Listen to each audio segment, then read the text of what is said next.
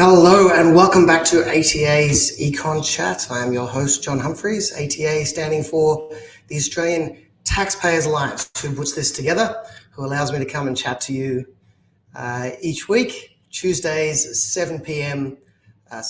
Queensland time, which is 8 p.m. obviously for New South Wales and Victoria, and for the rest of the states, you're going to have to work that one out yourself. We've got a few interesting things to talk about today. Sorry, just sending out the hello out there. And that actually, the hello that I sent you is the first thing that I wanted to mention. So a bit of a shout out for this event we've got coming up next week. So this is next Monday. If you are in Southeast Queensland, the book White Elephant Stampede, we spoke about it a little bit last week. We're putting on a book launch for it, and Amanda Stoker, former Senator for Queensland, and now media commentator as well. And I'm sure somebody who we will see a lot more of going forward in media and politics. She's agreed to come in and say a few words about this excellent book. And we hope you'll come and join us next Monday evening. Canapes and cash bar, $20 adults, $10 students. Or if you're really hard up and desperately want to go, just get in touch. We'll see what we can do if you have a good enough sob story. Now, as I say every week, these are interactive and casual sessions. So feel free to write something in the comments, shout out, say hello. And if you have any questions, comments, we can put it up on the screen. If you have any disagreements, we can have a discussion. We can have a debate. Yes, indeed.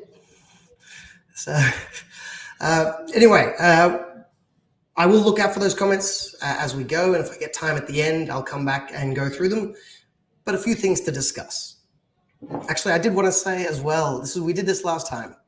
I wanted to start with, all right, well, there's that information again, very useful. But I also wanted to start each week with a bit of a review of stats, catching people up, making sure people are well informed about the issues in the economy for the day. That again is the, can you see this the same way I can? I don't think, wait a second, I'm sharing the wrong screen. Apologies, everyone. I'll get this right. There we go. This is where you can go. I put a link in the chat for those following along. This is where you can go to book yourself a ticket. So come and hear from the ATA team and Amanda and some of the authors of this excellent book. So please do jump along. G'day, Jean. Good to have you here. We'll have to get you in on one of these sessions at some stage to share your wisdom, or we can have a good argument about something. Moving on. Oh, that wasn't it. To just a quick review of the stats. These haven't really changed, but just 7.3 CPI is way too high, which indicates something we all know. When the RBA meets next week, and the RBA, the Reserve Bank of Australia, the central bank that sets monetary policy, they are meeting next Tuesday, Tuesday the 6th of December, and they will almost certainly decide to increase interest rates further. So if you were hoping that had ended, it's unlikely to. I'm not in the room. I don't know what they're going to do, but it seems likely they will boost rates by another 0.25% would be my guess. Not financial advice, but that's my guess.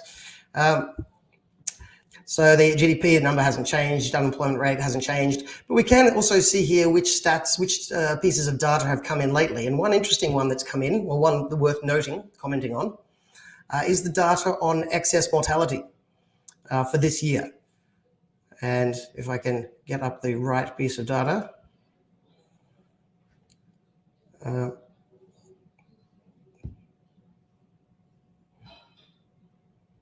Bear with me a second. This is the mortality stats that have come in for this year, and it is showing that people are dying at a higher rate so far this year than they have on average. So this is a nice little chart for you. This bottom, well, this is not a nice chart actually. What it's showing isn't nice, but it shows it well.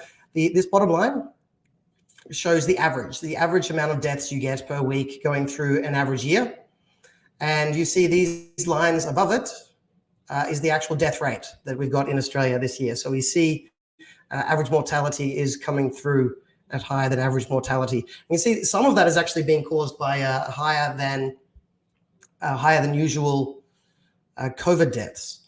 And it's interesting to note, for people who remember, it was only a short time ago, living through the insanity of the climate fear, the climate campaigns, not the climate campaigns, sorry, the COVID campaigns, although unintentional slip there, although the similarities can be interesting. But those who remember living through the COVID fear campaigns when everyone was worried that the world was ending, you may remember in the year 2020 in Australia, some 800 people died. And you never want people to die, but 800 in the grander scheme of things, not huge. The next year, 2021, 1,200 died. And this was peak fear. This was peak everyone going crazy. This was shutting down businesses, keeping kids at home, locking people in their houses, neighbors dobbing on each other, people getting angry at each other in the streets. This was peak fear. And in those 2 years combined, there was 2,000 deaths. 2 years, 2,000 deaths. This year, the year we're in right now, where it seems that most of the world has decided to accept that we have to live with COVID, something that was very apparent very early on that people spent a lot of time trying to deny. Now we've decided we have to live with COVID. We've moved forward. There have been so far this year almost 8,000 deaths from COVID. So 2,000 in the 2 years of mass panic. And in the current year, 2022, when the mass panic has thankfully subsided, nearly 8,000 deaths. And I'm not saying this to try and get everyone worried. I'm not saying 8,000 deaths, let's panic, let's lock down. Please, for the love of God, not that. That is not what I'm saying here at all. What I am saying is it gives you some context. It gives you some perspective.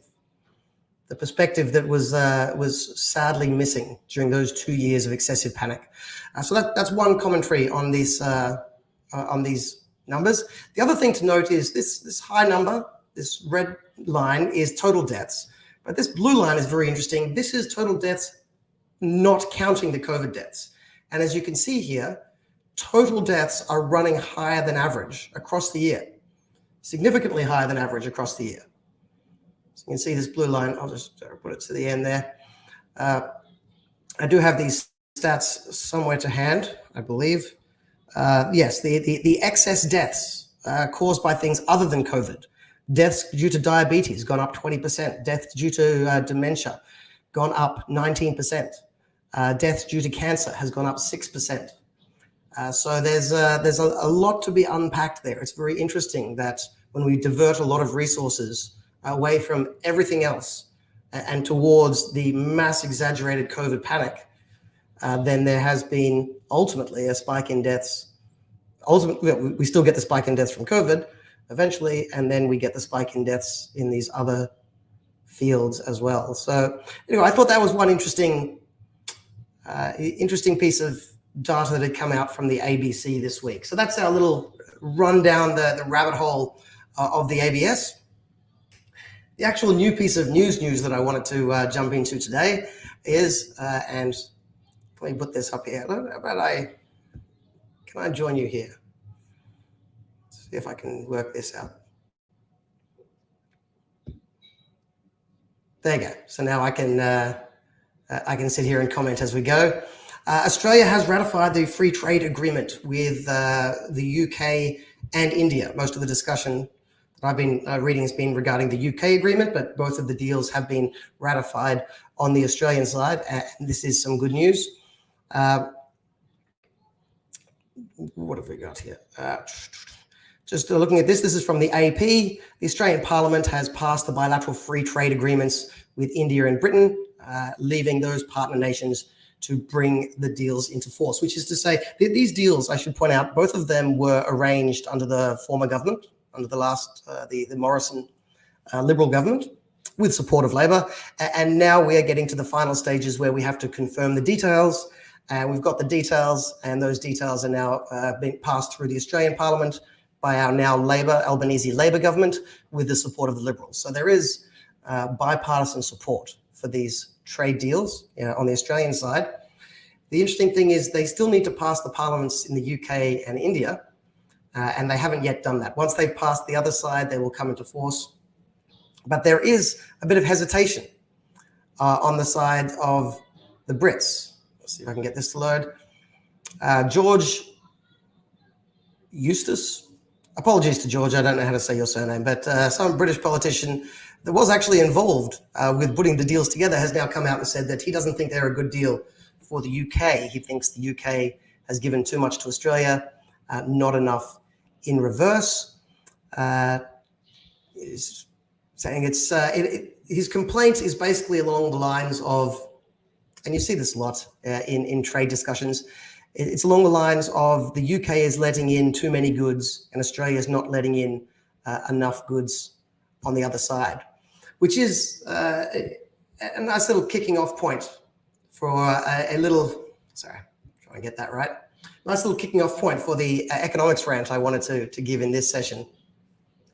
And that relates to the idea of free trade agreements, widely misunderstood. Now, firstly, it's largely fallen off the political radar, I think. The free trade debate is not front and center in Australia or the world at the moment. The World Trade Organization has basically been moribund for the better part of 2 decades. And so most of the trade discussion happens about bilateral trade agreements, understandable. Most people aren't paying that much attention. There's much bigger issues that I think are capturing people's political attention, but it is worth having this little sideline here. The complaint from the British politician and the complaint by a lot of people who worry about trade deals misunderstands the benefit of trade, misunderstands the benefit of trade deals. You'll notice this. I encourage you, just Google a news story about a trade deal, Google a news story about trade, and what you'll see is a discussion along the lines we saw in these 2 articles that I briefly put up on the screen, which is to say the benefit, and they describe this in the Australian media, the benefit to us is we get to sell more beef to British people. And the Brits are saying, yeah, well, the Australians get to sell us more beef, but we don't get to sell them more beef. And the entire discussion is based on this horse trading of, I get to sell you more, that's good. If you get to sell me more, that's bad for me, but at least I get to sell you more, which is an entirely upside down way of thinking about the benefits of trade. Fundamentally, and this sounds trite, but it's important to bring economics back to the point of economics. The point of capitalism, the point of trade, which we study in economics, the point is supposed to be to make your life better. You, the ordinary person, not you, the shareholder. I know you're all probably shareholders as well, or you, the ASX, you, the ordinary person. And the main way trade helps you is it gives you access to things that you can't create yourself cheaply. Now, most of the people listening here, most of the people in Australia, realistically, you don't have a cheap way of creating beef. You don't have a backyard big enough to have a couple of head of cattle. You don't have the time and inclination to be able to look after that. So you do something else with your time. You do something else with your energy. You earn money and you use that to pay somebody else to get you, hopefully, high quality, cheap food or cheap beef in this example. The benefit comes that you can get things for cheap. So the primary benefit, the first thing, the other things matter too, but the first thing that you should focus on, the thing that the media nearly never focuses on, is, are consumers going to benefit? Like, everyone else is worried about the producers, and they do matter. But fundamentally, the role of a good economist is to defend the consumers and the taxpayers, who are the 2 groups that are often being overlooked. And in trade deals, one of the reasons economists tend to like trade deals is they make things cheaper for consumers. And this will be the case in this deal as well. So yes, it's true. Some of our producers will benefit and some of our producers may lose. There'll be a bit of horse trading there. And in total, our producers that benefit, they get more benefit than the producers who lose. And so that's a nice thing. I don't want to undermine that, especially if you're a beef farmer, then go for it. That's great. That's not unimportant, but equally or perhaps even more important is the benefit to our consumers from cheaper products. So that is a significant part of the benefit you get from trade and from freer trade, and it's nearly never discussed. So this is why I wanted to do a little rant about it then, so that So now it has been discussed, at least on one place in Australian political commentary, it's been discussed, the benefit for consumers. Now, there's actually a third benefit that comes from trade deals. So the first one, the benefit to efficient producers who can export more. Great, love it. Second benefit, crucial benefit to consumers who can now consume things for cheaper. Right? Hugely important, especially with high inflation going on. The third benefit is the competition benefit, competitive benefit. We've mentioned a few times before the importance of a competitive market economy in driving productivity. People always say they want more jobs, better jobs, higher wages, better standard of living. There is only one cause for all of those things, and that is higher productivity. And then we have to ask ourselves, well, what causes higher productivity? Good question, $1 million question, and people argue about it a lot, but fundamentally, one crucial part of the puzzle is dynamic market competition. And what free trade does is it adds more competitive pressure, and there has been ample evidence that increased competitive pressures through trade does drive productivity growth. Right, so I might even come back to that with a few interesting examples. New Zealand has a wonderful example, but having not prepared for it, I fear I'll get the data points wrong off the top of my head. But there's plenty of really interesting examples where an industry that wasn't very competitive opened up to trade. The naysayers predicted the worst, doom and gloom, but the increased competitive pressure led to productivity growth. And that is the only thing that can create better jobs and higher wages long term. So 3 benefits. Producers can export more, great. Consumers can consume better products more cheaply, very important. And increased competitive pressures, which is a significant driver of productivity growth, which is hugely important. So for those 3 reasons combined, free trade tends to be a good thing most of the time, not always, caveat, but most of the time. It's why economists tend to be sympathetic to trade deals, and it's why I'm sympathetic to these trade deals. There is a 4th benefit to trade deals that goes beyond the normal scope of economics, and that is the geopolitical or strategic element. And I think that is becoming more and more at the front of people's minds when they do these trade deals, especially because, and you'll see, I'm segueing now, beautiful segue here, especially as people are noticing countries like Australia are increasingly reliant on trade with one specific trading partner, that being China. Now, I'm not saying we shouldn't trade with China, but I'm saying what many other people are saying, it can be dangerous to be that reliant on one trading relationship, especially if the country we're reliant on, China, seems to be evolving in a way that is geopolitically worrisome. I'm being quite diplomatic with my language here. Look, it's the evolution of China over the last couple of years is something that's raised a lot of eyebrows, and I think reasonably so. China is a bit of a worry. That isn't to say that we should cut ties, walk away, not trade. Firstly, China is a lot bigger than just their leaders, right? China is full of lots of wonderful Chinese people that should not be blamed for the decisions of their leaders. Secondly, there's a lot of mutual benefit, including to Australia, to be got from continuing to trade with China. But it's understandable that people are starting to ask themselves, maybe we're over-reliant. And this is why nearly everyone, this is a very common point now from across the political spectrum, Australia needs more diversification of trading partners so that we are not overly reliant on one trading partner that is evolving in a geostrategically dangerous direction. So I think that's a 4th element of these trade deals. Even if you are the sort of person who is instinctively hostile to trade deals, you shouldn't be. You should go back to the 5 minutes ago in this conversation, the benefits to consumers, the benefits to competition. But even if you were to ignore all of that, you were to embrace your inner marks and decide that you didn't like capitalism, there is still a benefit to these trade deals with the UK and India in diversifying our trade partners around the world. And it's worth noting, by the way, that the Brits, the UK economy is actually the 6th biggest economy in the world. So this is not an unimportant, I think India maybe, well, now I'm getting in trouble, either 5th or 7th. So these are 2 substantive economies in the world that really do matter.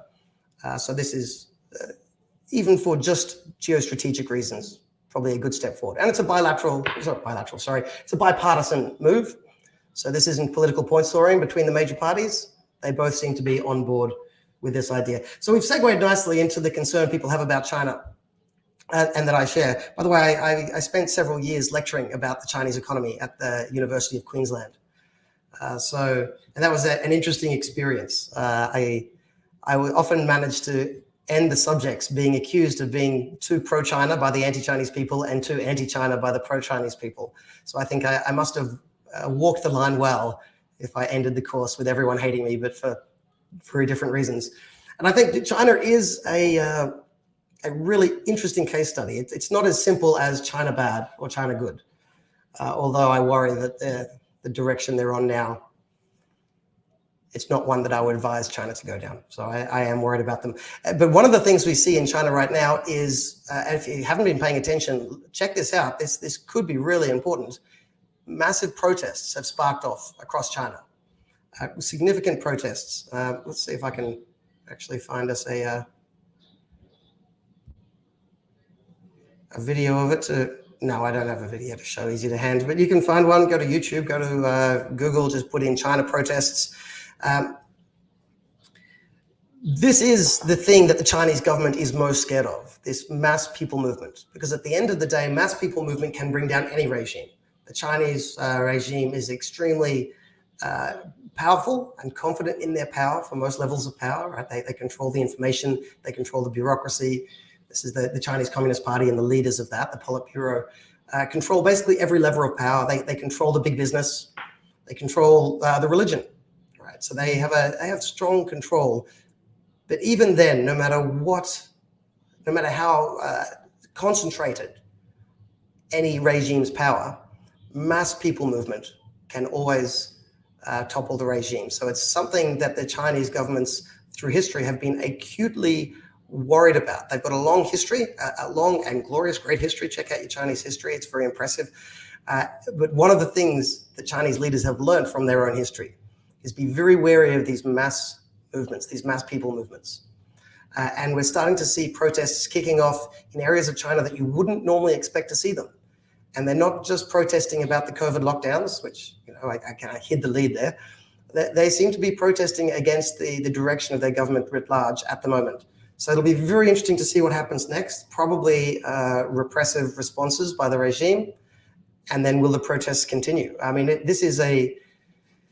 lots of things can be turning points in history. This could be one, right? Maybe not likely, but it could be. So keep an eye on the Chinese situation. So what are they protesting?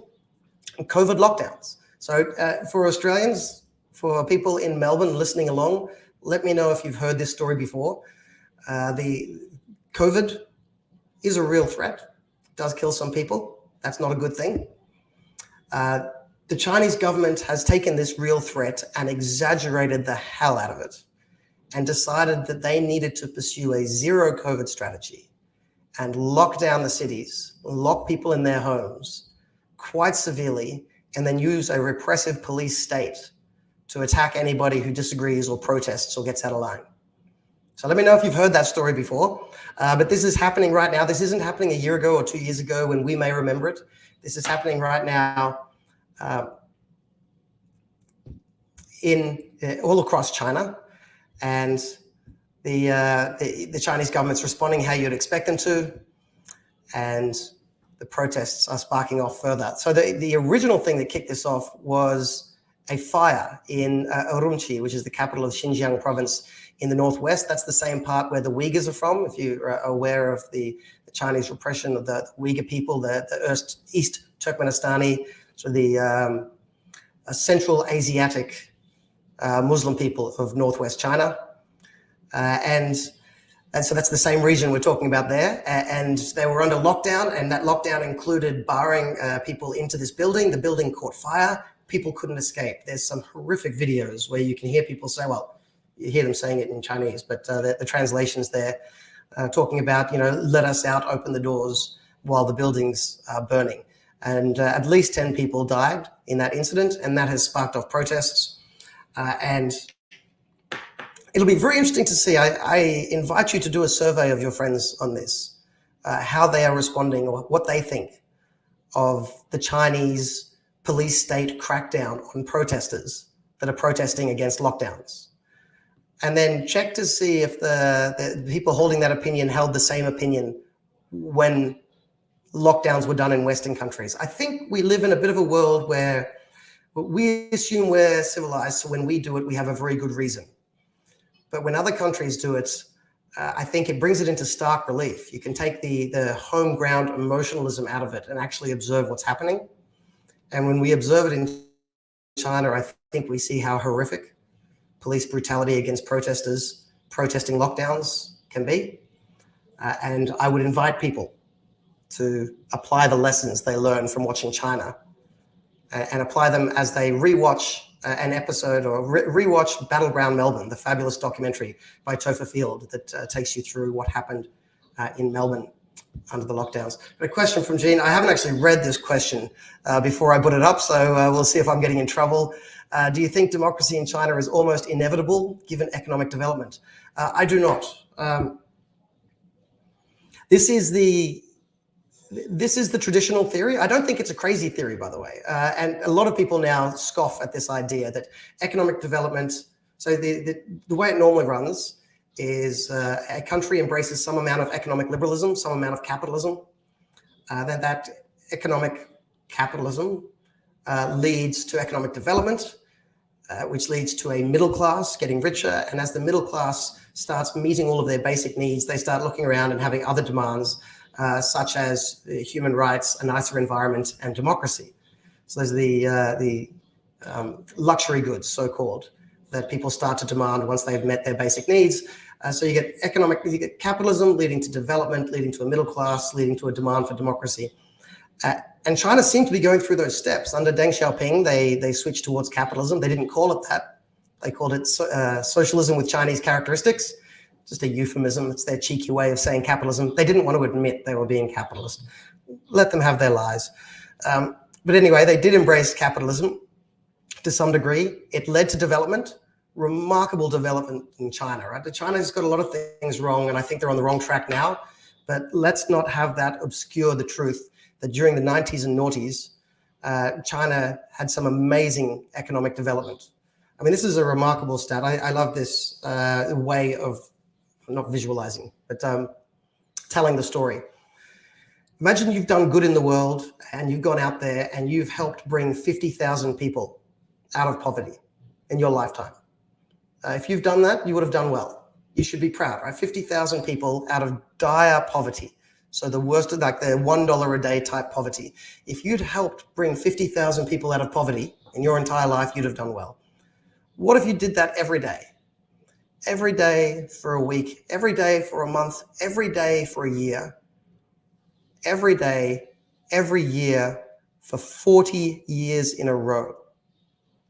That's insane. 50,000 people, 50,000 more, 50,000 more. Over 500 million people have been brought out of dire poverty due to the economic development in China, specifically during the 90s and noughties. So that's a remarkable story. So Deng Xiaoping embraces some amount of capitalism. China develops. They've got a growing middle class. That middle class starts demanding some more human rights to a degree, a better environment, which they have demanded and are starting to get. And the assumption is they'll start demanding democracy. It's not a crazy line of logic. And it's particularly not crazy because it's happened elsewhere. This is what we saw in South Korea. This is what we saw in Taiwan. This is what we saw to some degree in some other places in Southeast Asia, although going forward and back in terms of how democratic.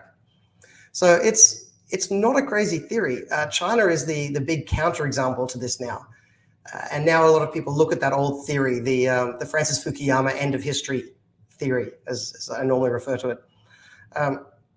And they kind of scoff at how silly it is. But given that it had a good track record, it's not crazy to think it. It doesn't seem like China's on that path. China is very astutely aware that this is what Westerners were assuming. And they've gone out of their way to try and carve a different path. I don't think it's inevitable. I also don't know if it's the important question. I got to say, in terms of what you want to do to improve a country, and this, I know this is blasphemy because democracy is like a magic word to most Westerners now. You just have to say democracy and then suddenly everyone gets twice as wealthy and more handsome. But democracy is better than non-democracy. But if forced to choose, I would much prefer people had their human rights, freedom, economic development, high productivity, a good job, the freedom to live the life as they want with their voluntary community around them. I put all of those things that I just mentioned as a higher priority than democracy. And the problem with China is that they're going on the wrong path on all of them. So I agree, it's sad that they're going on the wrong path on democracy. It's not the first thing that I cry about when I look at China. They are winding back their capitalism, they're winding back their liberalism, and I believe they're going to stop having economic development because of it. And all of that worries me far more than their non-existent democracy movement. So I don't think it's inevitable. It is possible, but it's also, like I said, I don't think the priority. Other comments coming through that I haven't vetted yet, so bear with me if you're at home, if a comment comes up that's inappropriate. Australian government's jumping up and down, screaming police brutality and inhumane when Australians were treated just as badly.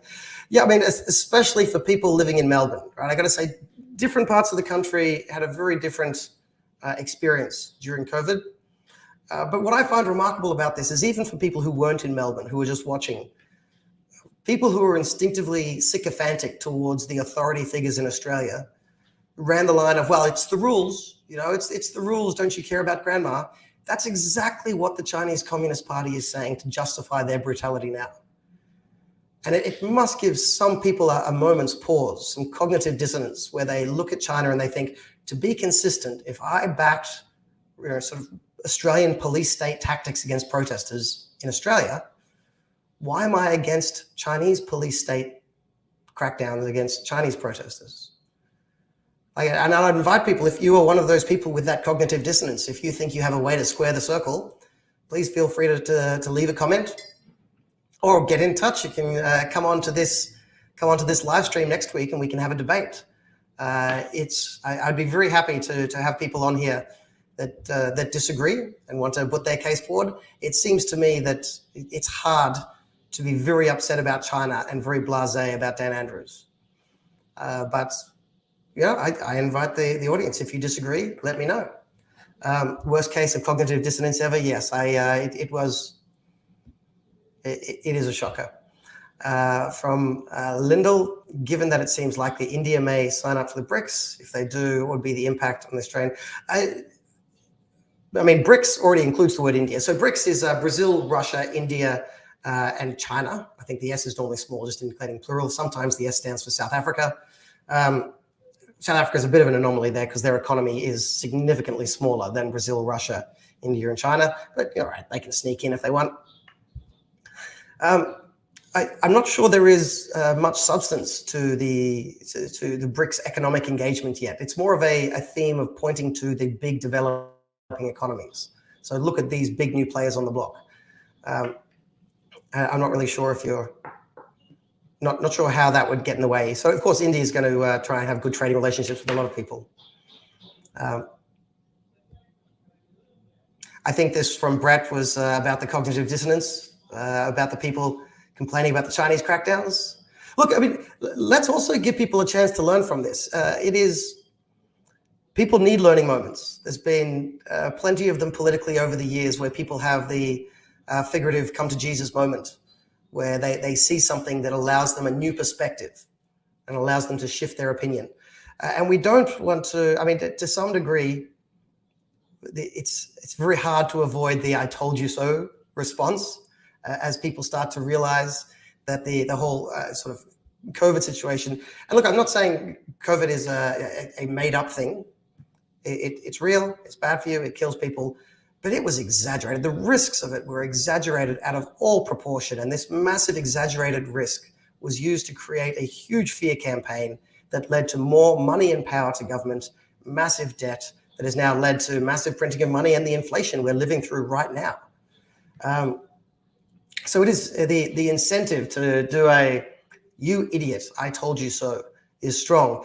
At the same moment, if people are looking at this and they're starting to think twice, we do want them to change their mind. Right? If you calling someone an idiot is often a poor way to change their minds. They may well be an idiot. They may well be. But we also, for people who maybe looked sympathetically towards Australian authority figures previously and thought, oh, they're an authority figure, right? You should just trust them as they use the police to crack down on protesters. because I trust authority figures. Look, it's good to have some deference towards authority. Generally, it's best to have deference towards authority figures that have earned their authority by proof of competence in the past, not just that they have political power. But it's good to have some deference to authority figures, but you also need skepticism because power corrupts. And as Lord Acton said, absolute power corrupts absolutely. Power corrupts, so we always need skepticism of authority. Deference sometimes, skepticism always. And if looking at China and noticing the similarities between China and Victoria in terms of the police state crackdown on protesters during absurd extended lockdowns based on exaggerated fear, it's the whole same sentence for both countries, both situations. If looking at that gives people a moment's pause and reflection, and they start thinking, wait a second, I was too trusting of authority. I need to be more skeptical. I was wrong on that. I was wrong to be trusting of authority. Then we also need to allow people to change their minds. And we need to give them a figurative sort of pat on the back and say, yes, you idiot, you were wrong, but well done for re-looking at the issue. And well done for coming around. And now join the fight, join the freedom team. More comments coming in that I haven't vetted, so who knows? Most countries in the world are capitalist, but overall only a minority of those countries are considered democratic. There are autocratic regimes that are not socialist in nature. Yes, look, capitalism isn't really an on and off switch. So it is a little bit messy. It's not even any fixed way of really measuring how capitalist a country is. Some people try. There are measures of economic liberalism or economic freedom. And the more economically free, the more capitalist you could describe it. But those measures are imperfect because it's a very hard thing to measure. But this is what I'd note about the previous story, this Francis Fukuyama story. A country has a shift towards more capitalism and they get it right. You can try to embrace more capitalism in a very stupid way and not get the outcome you're after. But an intelligent shift towards greater market competition, I'll put it that way. A country has an intelligent shift towards greater market competition. That generally does lead to more economic development. And it's the economic development leading to the middle class that leads to the demand for civil liberties and democracy. So that's the process here. It's not that capitalism leads to democracy automatically. There's no direct link there, right? It's that more effective market competition leads to more wealth, and the wealth leads to a middle class that demands democracy. So if you never have that development of that middle class, you're not going to get people clamoring for democracy. So that's the caveat I would put there. By the way, the issue in China as well is the unwritten promise made effectively by Deng Xiaoping is before Deng Xiaoping, Mao Zedong sold everyone on the idea we're proper communists, sacrifice for the cause, sacrifice for communism. And so any sacrifice was, no sacrifice was too big. That was starting to fade after the Great Leap Forward and the Cultural Revolution. People were realizing that communism was failing them. Why stay loyal to a system that was corrupt, decaying, falling apart, and wasn't working? So Deng Xiaoping offered them a new option: stick with the Chinese Communist Party, and we will pursue policies that help to get you rich. And as long as you just stick with us, right? Don't go running around protesting for democracy. Stick with the Chinese Communist Party. If you stay loyal, we will allow you to go and trade, start businesses, become successful, and get rich. And that deal, that implicit social contract, kind of worked for a couple of decades. And the Chinese people were getting richer. And as they were getting richer, they were thinking, yeah, okay, this is fair. The party kept their side of the bargain. I will sit down, not complain too much, go to work, save money, buy a house, buy a business, and get rich. I think that's unraveling at the moment. I suspect that China's step away from capitalism, and they have stepped away from it.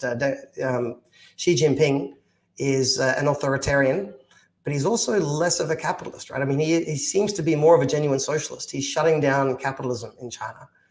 And as they do that, I think they're going to run out of economic growth. And when they do that, a lot of people are going to question, well, wait a second, why am I being loyal to the Chinese Communist Party? Right? The quid pro quo was, you let me go start a business and get rich. If the Chinese Communist Party is is reneging on their part of the deal, then what is the reason for Chinese people to remain loyalists? So that'll be an interesting question going forward. But yes, that is very true here. There are autocratic regimes that are not socialist in nature going through. Yes, the body autonomy question is an interesting one. I think that the abortion versus vaccine mandates is one place that comes alive. I think it can come alive in a lot of places now. The my body, my choice. Look, just to go on a bit of a segue, I'm not sure how Melissa, I'm not sure how you feel about the issue of nicotine vaping, because currently the Australian government really cracks down on that. Well, if it's my body, should I not be able to choose to vape when I want? Or go beyond that, should I not be able to choose to smoke a joint when I want? It's my body, my choice. What I find interesting is the people who say my body, my choice, they nearly always mean the little asterisks above it saying, but only on the issue that I like. Which means it seems like it's more of a tactic to win an argument than a thing they genuinely believe. Which, but anyway, I'm doing some pop psychology there. I probably should let that go. Look, I did want to cover some other things in this. The time's getting away from me. We can go a little bit over, but I have enjoyed this discussion and I have enjoyed the comments coming in. So keep them coming. If you are doing it voluntarily and you aren't hurting anybody, I could not care less. I am very sympathetic to that way of seeing the world, Melissa. Of course, a lot of people would come up with caveats and exceptions, and that's where fun discussion often happens. So if you have some good caveats and exceptions, feel free to come into the chats or invite yourself onto the show and we'll have a good discussion about some of those. But yes, as a general rule, if it's voluntary, I think it should be allowed. I agree with you. At least that should be the starting point. The starting assumption should always be, if it's voluntary, it should be allowed.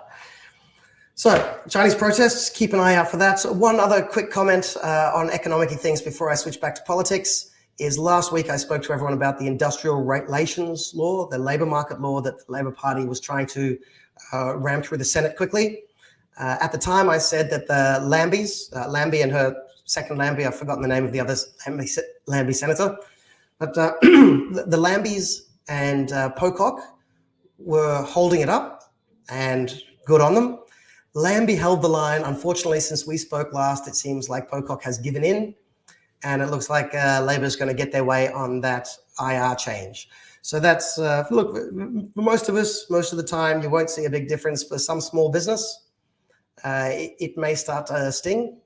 And when it does, if you work for a small business, it may end up stinging you. That's just another small step backwards in terms of productivity. And as everyone will, you might already be sick of me saying it. If not, you will be.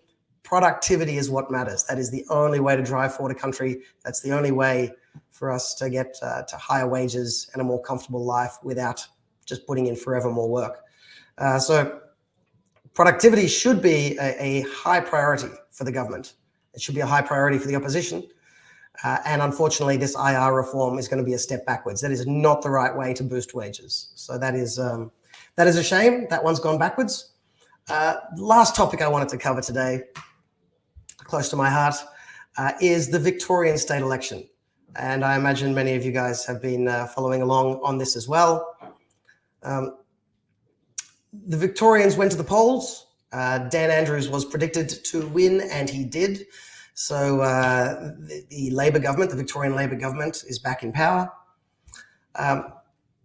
The lower house result was fairly unexciting. A couple of pickups for the Liberals in rural seats, or the Nationals, or the coalition. A couple of pickups of the Labor Party in the city. The Liberal Party vote went up a bit in the West, where they couldn't win. And ultimately, it was pretty much as you were. So Labor had a comfortable victory in the lower house, which is where you form government. I'm much more interested because I kind of saw that coming. The polls predicted that, and we got roughly what the polls suggested we were going to get. What I was saying from weeks ago is if you're going to have a Dan Andrews government, a Labor government, again in Victoria, who gets into the upper house matters hugely. It really matters who has balance of power in the upper house, because they're then able to stop the worst excesses. Unfortunately, we don't have the final results yet, but it does look like the Labor Party is going to have enough left-wing allies in the upper house. They're not going to have a majority in the upper house. So the upper house in Victoria has 40 people. 40 people elected, 5 elected from 8 regions. So 5 times 8, 40. 40 people elected, that means you need 21 out of 40 to pass any legislation. So if the Liberals had 21, then Dan Andrews would be Premier, but everything he passed would simply be blocked in the upper house, right? Or anything controversial would anyway. So you need that magical number of 21. At the moment, it looks like Labor is on track. Labor previously had 18 and went down to 17 when Adam Somyurek left the Labor Party. It looks like Labor's on track for 15, so they look like they've lost a few.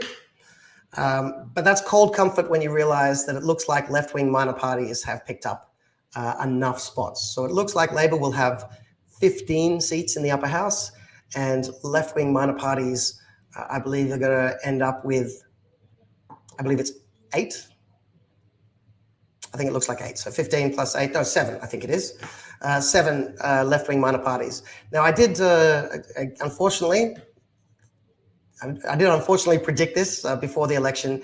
It looks like the Greens have gone back up in their representation. Let me share a screen with you.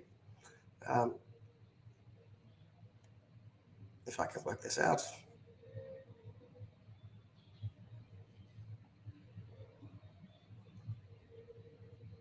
There we go. And here's the numbers. All right. So the Labor Party, as you can see, this is from the ABC election coverage. I'm using them because they use an election calculator, which allows us to work out the preference flows. These calculators are imperfect. These numbers are imperfect. There's about 2/3 counted. There's still another third to count. But at this stage, you've got a pretty good indication. But if for tight races, they could still change because there's still more votes to count. And then you've got to allocate the preferences, which is what the ABC uses their calculator for, which is imperfect, but it's the best thing we've got. So you can see here, Labor has gone from 18 down to 15. So they will need 6. They will need 6 minor party votes to pass any legislation. But it does look like the Greens have gone from 1 up to 3. So 3 or 4, depending where a few seats will come out in the wash. But the Greens seem to have boosted their vote, which, as I said, I did predict that earlier. The reason the Greens were down to 1, they used to have 5, and they went down to 1. And that was because nearly all other minor parties got together and said, we may not agree with each other on a lot of things. We may disagree strongly on a lot of things. But let's all preference each other before we preference the Greens. So the minor parties all got together and basically said that. And because they did that, a bunch of little minor parties were elected last time, and the Greens representation went from 5 down to 1. Now, when we saw the preferences this time around, it was very clear that the minor parties had chosen to not do that this time. So a bunch of minor parties decided to preference straight to the Greens. Other minor parties preferenced straight to the Liberals. And a small rump of minor parties were preferencing with other minor parties. So that was, once we saw those preferences, it was always quite likely that the Greens were going to pick up, and they have. The Hinch Party, the Justice Party, they got 3 last time. It looks like they'll get 0. Those Justice Party votes or seats, they look like they've all gone back to the coalition. So the coalition had 11 last time. They're up to 14. You could basically just think of that as the Darren Hinch's Justice Party seats. They've all gone back, quote unquote, home to the Liberal Party. So Liberal Party, 11 up to 14. It's good for the Liberal Party, but of course you need to get to 21 to be able to, 21 votes or 20 votes in opposition to be able to block legislation. So that's one part of the story. This is an interesting part of the story. This is not confirmed yet, but it looks like the Cannabis Party has picked up, legalized cannabis has picked up 3 seats. Now, where they got those seats, it seems they basically picked them up off Labor. So you see Labor went down by 3. One way of interpreting this is basically Labor's lost 3 seats to the Cannabis Party, and the Liberals have picked up 3 seats from the Justice Party. Right, so some of those may not end up going with the cannabis, but for the moment they're looking pretty good. On current numbers, it looks like the Lib Dems, which, disclosure, I'm involved with. But the Lib Dems did have 2 at the last election, David Limbrick and Tim Quilty, who I think quite fairly were called the real opposition because they actually opposed Dan Andrews' lockdowns and mandates.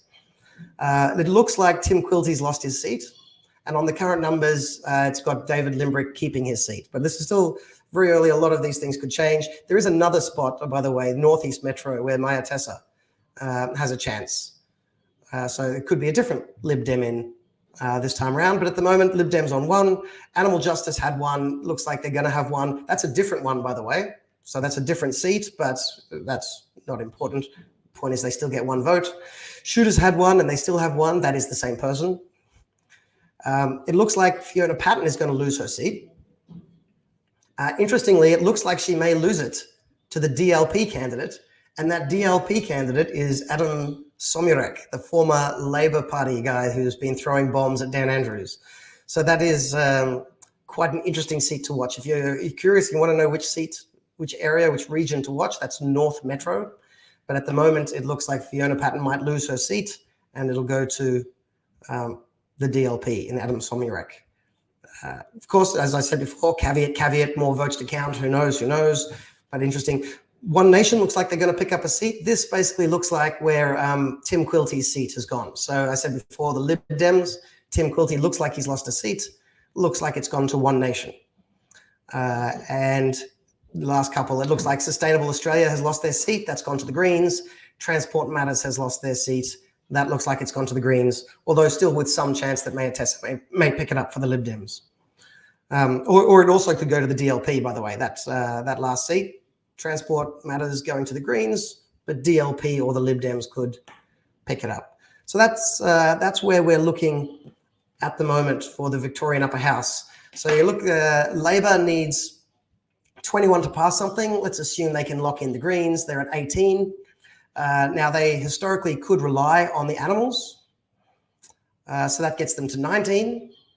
But 19 is not enough. They need 21, which basically means the Legalized Cannabis Party looks like currently on track to have balance of power. Right? So the opposition, you've got the coalition on 14, and then you've got, along with that 14, you've got one Pauline, one DLP, one Shooter, one Lib Dem. So that's 4 minor parties of the, say, minor right. So that brings up that opposition number to 18, 14 for the coalition, 4 for the minor right. But yeah, that's not going to be enough to block things. The cannabis votes will decide. The cannabis votes are the swing votes in the middle. So it'll be very interesting to see how that party comes together on other issues. It's a bit easier to pick up support when you only talk about one relatively popular issue. But of course, they're going to be required to vote on many issues well beyond the issue of just legalizing cannabis. One last point on this, these results are all about the seats. I'm always curious on just the raw amount of support. Now, they don't actually show that on the VEC or on the ABC. They don't show the raw amount of support. They show it for the lower house, but that's very distorted because the lower house, most parties don't run candidates everywhere. So the upper house vote average total across the state, I think, is the best indicator of how popular each party is. You can get this information, by the way, on my Facebook page, Dr. John Humphreys. It's linked to on this video, at the bottom of this video. But I've just been putting these up with daily updates on the average vote going forward. You can see here the major 2 parties having the big numbers, of course, as you'd expect. Let's see if I can zoom in on that a little. Greens now at below 10%, so it doesn't look like the Greens have had a particular swing towards them. Right? So it's not that the Greens increasing their number of seats isn't because they've got more support.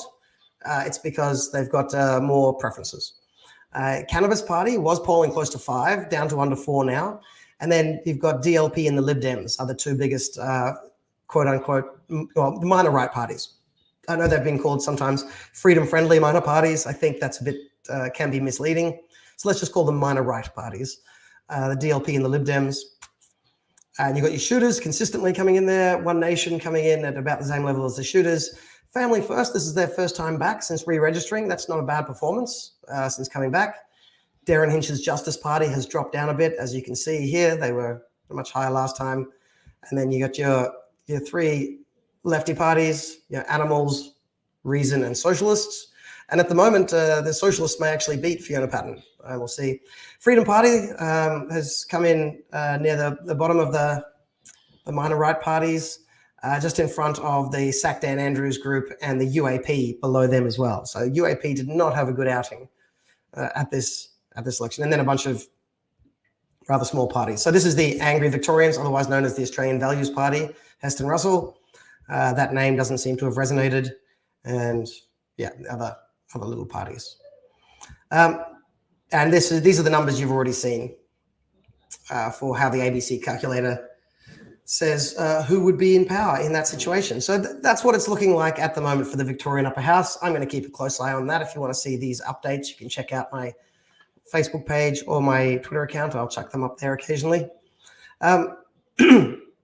The long and the short of it is it looks like Dan Andrews is going to have an upper house that will vote for left-wing issues. So I'm very sorry for that, Victoria, but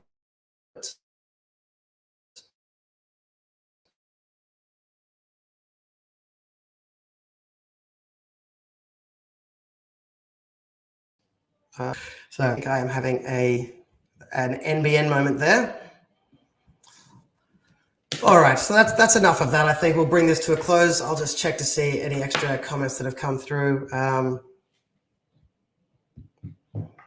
BRICS means India, Russia trade. Well, BRICS, the B in BRICS stands for Brazil, R, Russia, I, India, C, China, and S sometimes South Africa.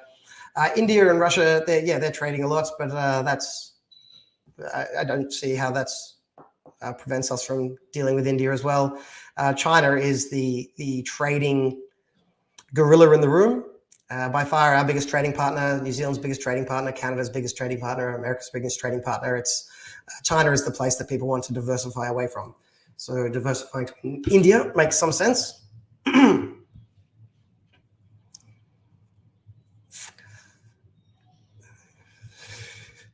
Indeed.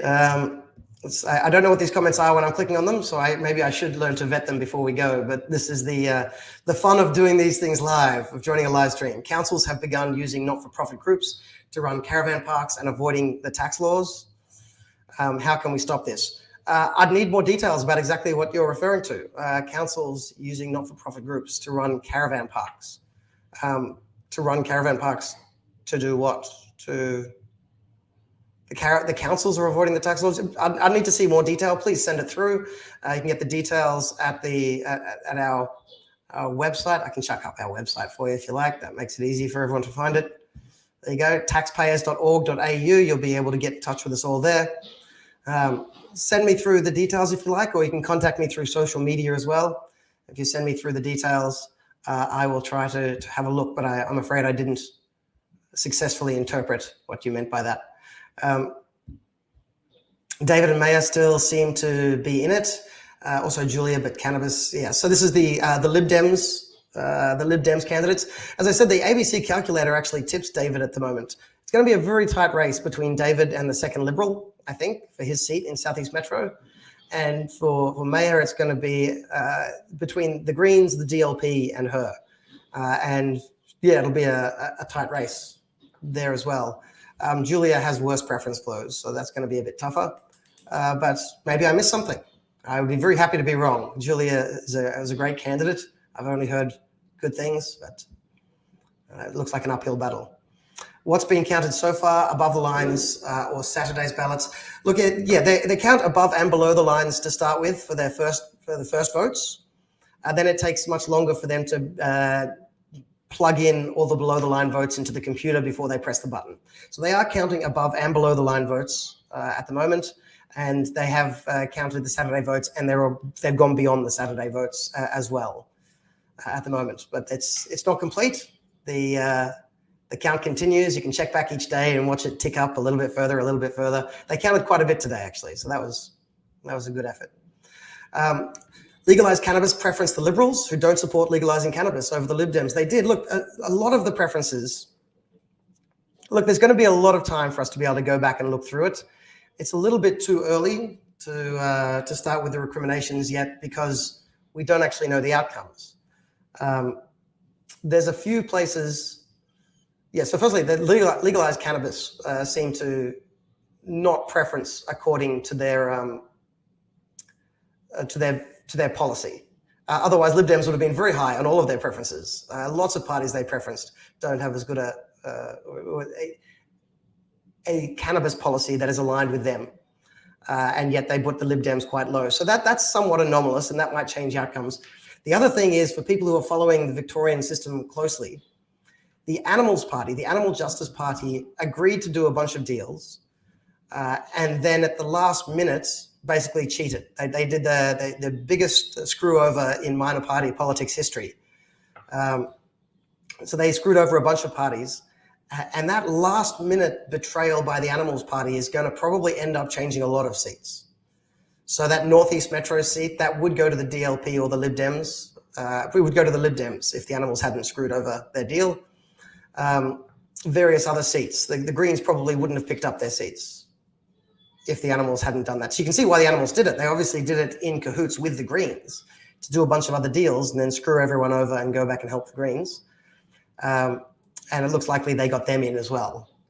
So that is, when we go back over the preferences, that'll be a big one. The other one is, of course, the Freedom Party and One Nation decided to preference the Liberals before the DLP and the Lib Dems. And that's probably going to make a difference, right? So that could well mean if Bernie Finn isn't re-elected for the DLP, former Liberal, now DLP, he looks like he's going to lose. Looks like he might lose his spot in West Metro, and that looks like because the Freedom Party and One Nation ended up being Liberal feeder tickets. Right, so they ended up just passing their preferences to the Liberals before passing them to other minor right parties, which is a strange choice. I don't understand the reason for it, but I'm not in their shoes, so that's for them to decide. That also could determine the outcome in a range of other seats that would screw over the Lib Dems and the DLP. So, but look, we don't know the outcomes yet. So we'll wait to see the outcomes. Once we see the outcomes, we can see which parties' preferences ended up contributing to that outcome. But it might be a little bit too early now. You say the UAP as well. That's true.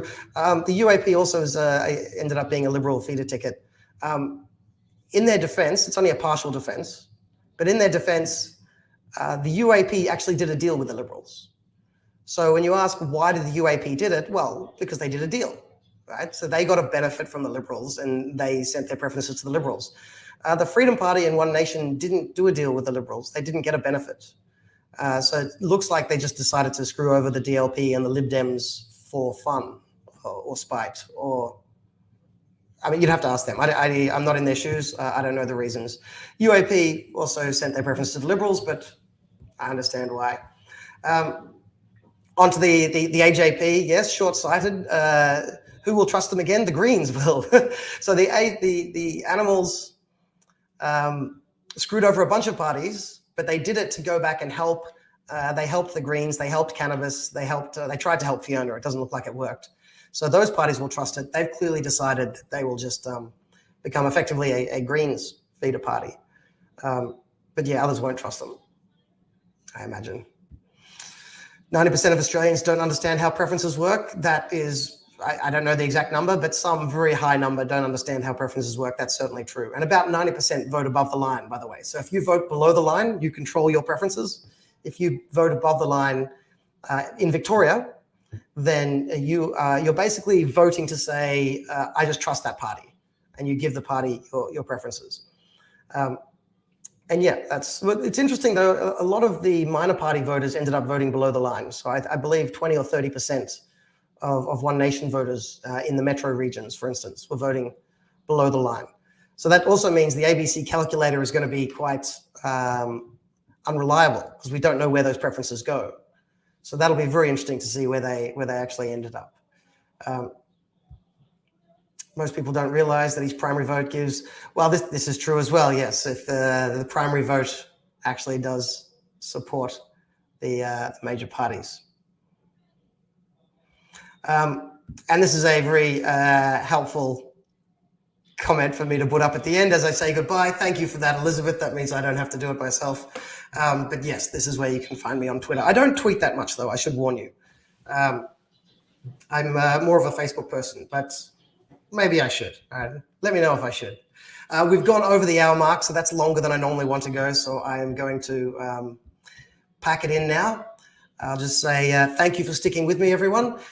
These shows, as I said before, they are 7 p.m. Queensland time, 8 p.m. New South Wales and Victoria, and for Adelaide, Perth, and the rest, you'll have to work it out yourself. But we do this every Tuesday. We have an interactive chat, talk about some economics and some politics from the week, and sometimes do a deep dive on some piece of economic theory if we have the time. So if you enjoyed this, please give it a like, please give it a share. Hope to see you back here again next week. And that will be for me. Budget naughty. Yeah, budget naughty. Hey DJ, what do you think of the budget? Budget naughty. Yeah, budget naughty.